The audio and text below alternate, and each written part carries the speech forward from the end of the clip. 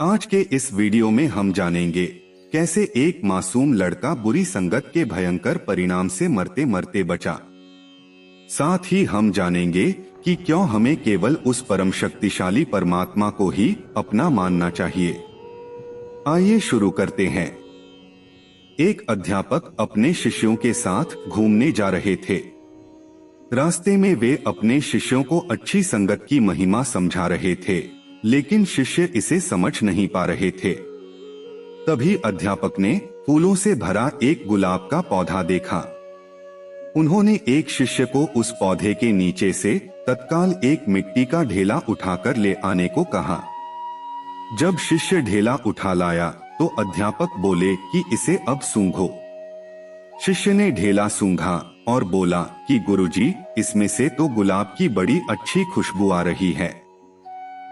तब अध्यापक ने कहा कि बच्चों, जानते हो इस मिट्टी में यह मनमोहक महक कैसे आई?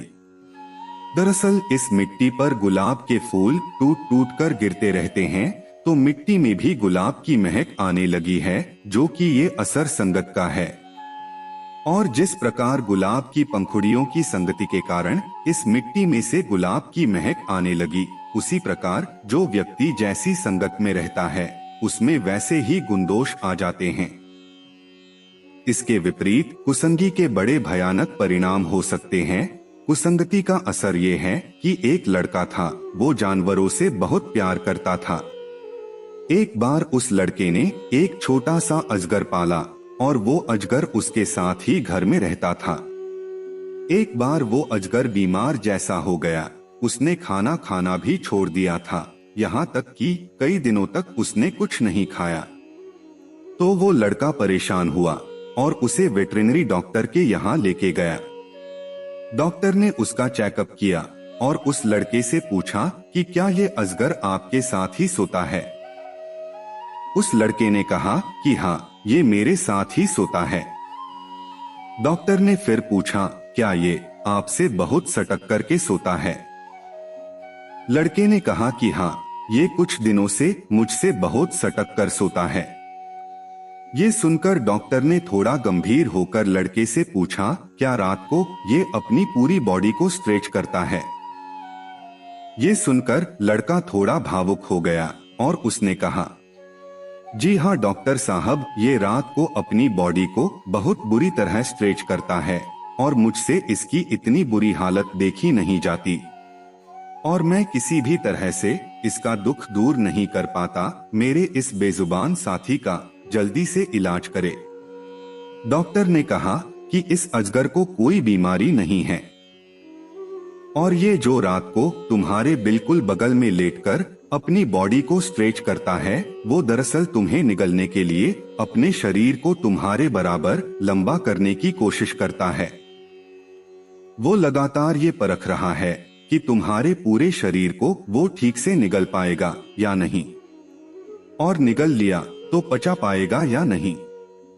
जिनके साथ आप खाते पीते उठते बैठते हैं, जरूरी नहीं कि वो भी आपको उतना ही प्यार करते हो जितना आप उन्हें प्यार करते हैं। हो सकता है वो आपको निगलने के लिए अपना आकार धीरे धीरे बढ़ा रहा हो और उसका कई दिन तक खाना न खाना हो सकता है कि उचित वातावरण और जगह बनाने के लिए हो। इस जगत में कोई किसी का नहीं है। बड़ा जीव छोटे जीव को निगलने की कोशिश करता है, ताकतवर व्यक्ति कमजोर का शोषण करता है। इस कारण इस नाशवंत जगत में किसी को भी सब कुछ मान लेना बिल्कुल ठीक नहीं। सबके साथ रहिए, धर्म के रास्ते पर चलते हुए अपनी पूरी जिम्मेदारी निभाइए। पर एक बात हमेशा याद रखे, बस वो एक परमात्मा ही है जो आपका साथ कभी नहीं छोड़ेगा।